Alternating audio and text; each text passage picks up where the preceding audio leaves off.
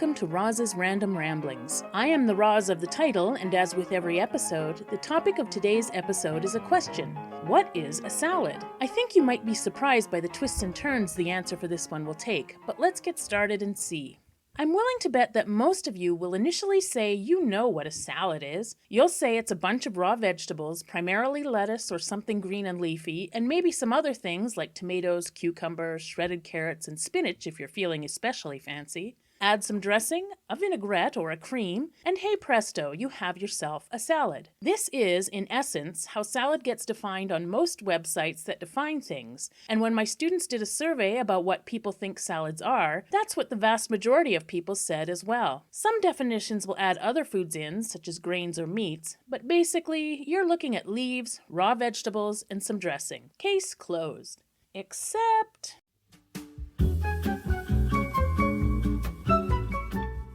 Then there are all these other things that we call salads, but they don't match that description. As part of their survey, my students showed pictures of some of these salads to people. Pretty well everyone unanimously agreed that those weren't really salads, but couldn't say what they actually were. Jello salad is the classic example. Granted, some gelatin salads are known to incorporate carrots or other veggies, and if you Google 70s Jello salads, you get some nightmarish creations that include cottage cheese, tuna, and olives. Ugh. One particularly frightening concoction was called lime lamb salad souffle. But most of the time, Jello salads don't involve much in the way of Jellos, let alone dressing. And if you search for specific keywords with salad, you also get some pretty crazy results. If you Google meat salad, you quickly run into one called German meat salad, which is sliced bologna, chopped onions, diced hard-boiled eggs, and chopped dill pickles, all in a mayo pickle mustard dressing. Apart from having a dressing, none of that resembles anything like the salad defined above. Keep searching for salads and you find things like Watergate salad, frog eye salad, and watermelon feta salad. Pasta and potato salad recipes abound across the internet, most of which have few, if any, vegetables. Maybe you count potatoes as a vegetable, but those are cooked, meaning they don't fit the description of raw. You can even find candy salads like Snickers salad. So what the heck is a salad? As a first step, I like to see how far I can get back within languages to find clues as to where things started and where they went kind of off the rails. In this case, for once we can't go back to Proto-Indo-European because apparently they didn't have salads, though they did have other vegetables, which we'll get back to a little later. For now, let's focus on the word salad, which comes to us from the Latin name for salads, herba salata. And there's a good chance you're thinking that makes total sense. Herba must refer to the dressing, which almost certainly had herbs, and salata refers to the vegetables, like salad. We just kept the salad part and dropped the herbs part in the name. Case closed once again. And that would make sense except for one problem. Herba was the vegetables, and salata literally means salted. I love throwing a monkey wrench in the works. But first, fun fact.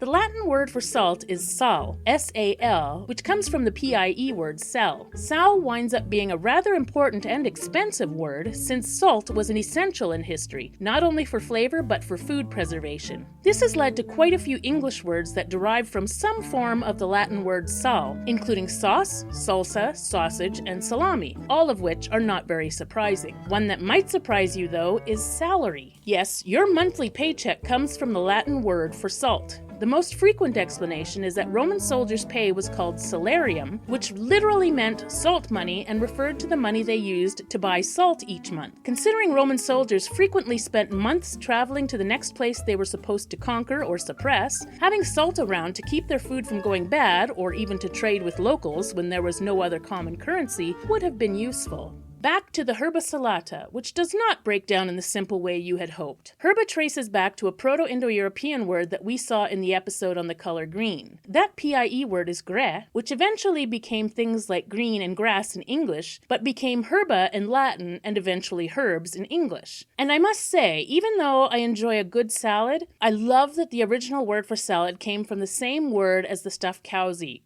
I don't eat what my food eats.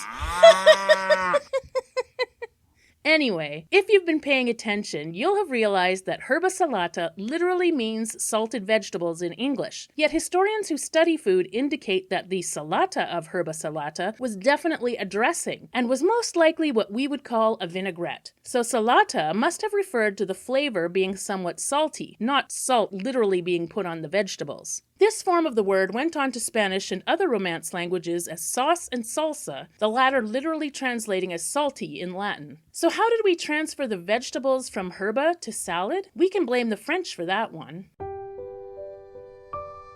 French is a Romance language, meaning that the French language derived from Latin, the Roman language, and has nothing to do with lovers or romance.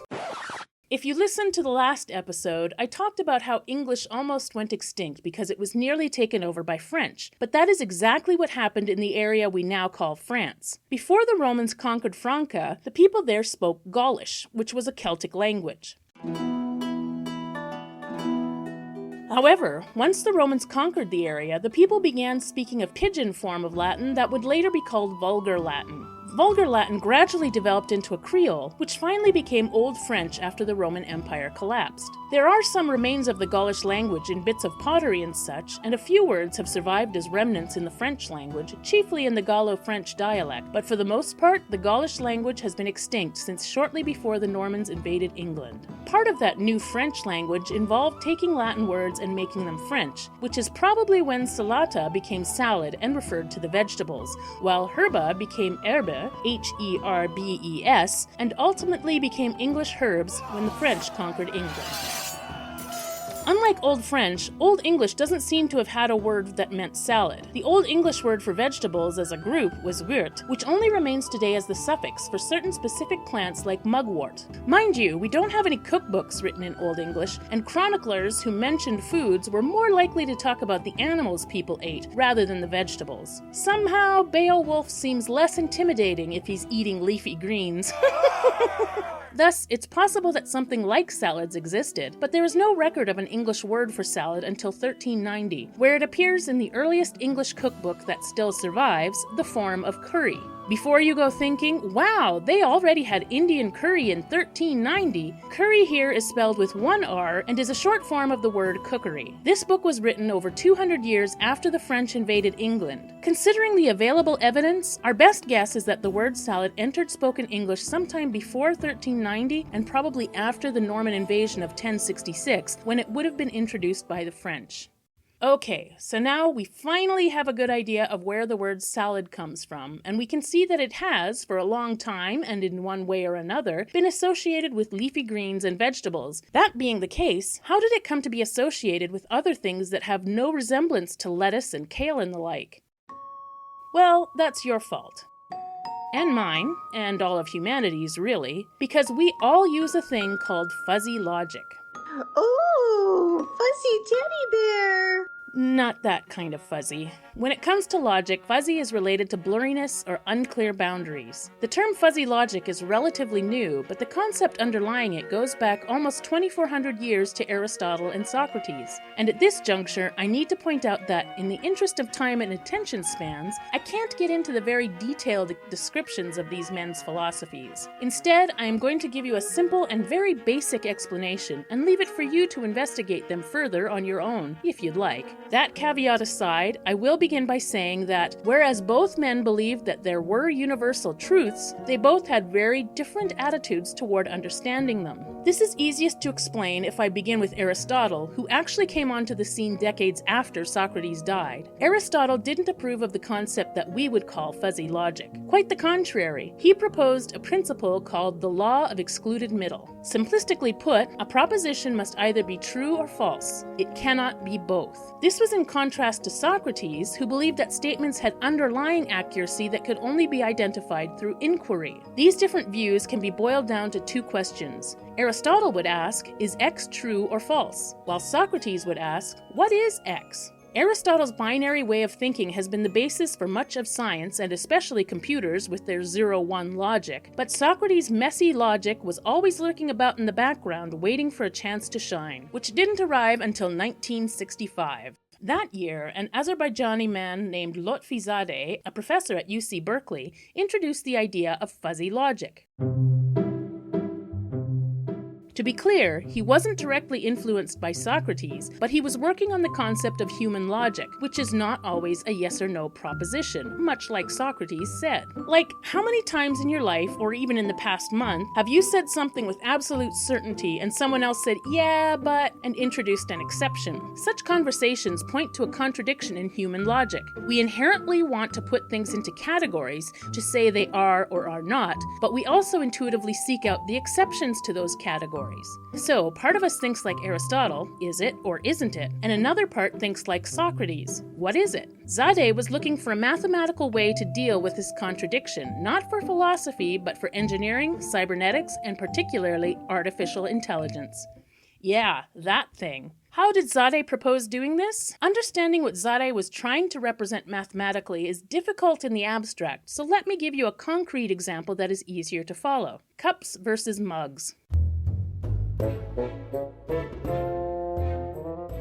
This example comes from a series of experiments conducted by a linguist, William Labov, in the early 1970s, and it's important to point out that linguistics is an integral component of fuzzy logic. I'm going to simplify Labov's study here, again for the sake of time and your attention span, but Labov took pictures of drinking vessels in various sizes and shapes and asked people to classify them as cups or mugs. What he found was that a small collection of drinking vessels was identified by everyone as cups, and these had particular characteristics to them. Generally small and fine, something more like what we would probably call a teacup. At the other end were mugs, which were larger and heavier overall. In your mind, as I say these things, you are undoubtedly visualizing the exact types that would be cups and mugs, because you instinctively know what these words mean. Those images in your head are called prototypes, and they represent all of the characteristics that we understand to make up an ideal form of a cup or mug. However, if you go to your cupboard and look at the drinking vessels you have there, how many of them fit those exact types in your head? No doubt some of them do, but equally likely is that you have some cups and mugs that don't exactly fit the prototypes. Instead, they are between categories, and rather than creating a new category for them, you intuitively assign them to one category or another based on the degree to which you feel they belong. Therefore, you may have something that you call a mug, as it's about 80% of what a prototypical mug is, or you have something you call a cup because despite the fact that it's only 51% like a cup, it still feels more like a cup than a mug. Put in the terms of Aristotle and Socrates, you simultaneously ask, what is this? Is it a cup or a mug? And you are able to almost instantly categorize it, even though it is not prototypical. These are calculations you do without thinking, but it takes a lot of effort to represent those calculations mathematically, as Zadeh and others since have discovered. Why do it then? Because that math is extremely important to artificial intelligence. You see, in order for artificial intelligence to approach human thinking, one thing it must be able to do is engage in the same simultaneous thinking in absolutes and degrees, which, as I said, involves some rather high-level math skills that are further complicated by computer programming being based on Aristotelian binary logic of zeros and ones. In fact, the best available evidence is that this type of thinking is one area where AI currently falls short. Fun fact!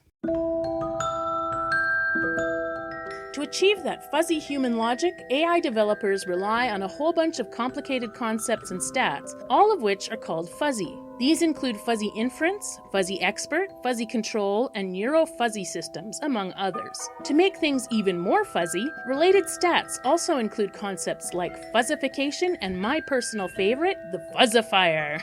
Oh, fuzzy teddy bear. When these science guys decide on a name for a concept, they really commit. At this point, you should be saying, oh my goodness, you promised us you'd explain salads, and so far you've talked about salt and vegetables and herbs and cups and mugs and AI and fuzzy things, and now I am so confused I have no idea what's going on. Which is great, because here's where I tie everything together.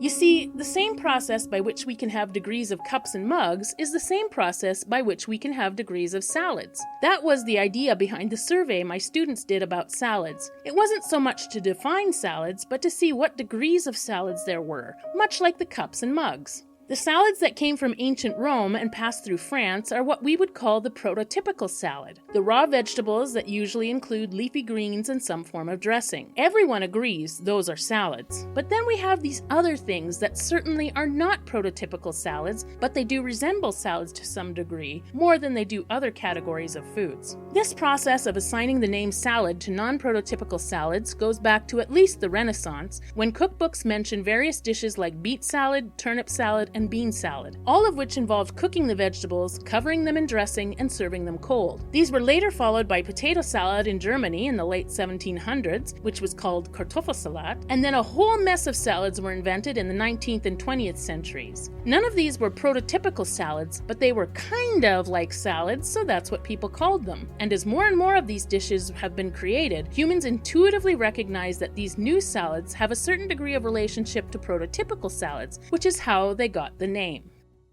I mean, what else would you call them? Casseroles?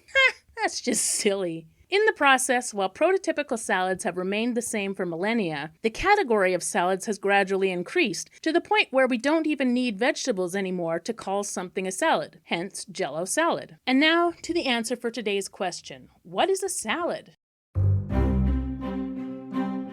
In respect to Socrates and Zadeh and Labov, there are really two answers to this question. A prototypical salad is the thing we all tend to think of as a salad, which is the leafy greens with maybe some other vegetables tossed in and a dressing on the top. But salad is also a broad category that can have degrees of membership, meaning that a salad can be anything that more closely resembles a prototypical salad than it does any other type of food, like lasagna or pizza or stir fries. And the amazing thing about those salads is that they represent the ability for humans to intuitively recognize degrees of membership within a category and to do the complex math required to draw connections among different things in an instant. Having the intellectual capacity to assign a label to things that don't perfectly fit the prototype, well, that's one of the things that makes us distinctly human, and it's something that AI is still lacking. But that's another episode.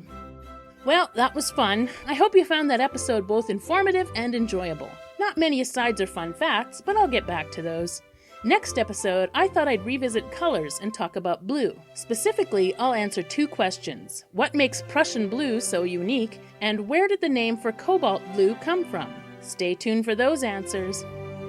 This has been another episode of Roz's Random Ramblings. Almost everything was done by me, Roz Hirsch, because I was baking cinnamon rolls and needed something to do while the dough was rising. A special thank you to Stephen and Susan Spicer, who provided the teddy bear voices, which I figured they'd do better than I could. I was right. The only other thing I didn't do was write or record the music, so here are the people whose music I used for this episode. The intro music was Frog Legs by James Scott, recorded on a player piano roll in 1906. The rest of the music came from the website epidemicsound.com and included the following. Christmas in Rio by Nicholas Gabrielson with Martin Landstrom and his orchestra. Hide and Sneak by the Fly Guy 5. Spring Romance by Anna Landstrom. Riverwalk by Philip Ayers. The Box in the Attic by Martin Landstrom. Sandman by Mike Franklin. Baby in the Bushes by Stationary Sign. It Starts With Us by Ere. And Rhodochrosite by Bon Fields. I upload new episodes every Monday at noon Mountain Daylight Time, so please look for them anytime after that. And as always, thanks for listening. An Azerbaijani man named Lotfi Zed... Why do I do this?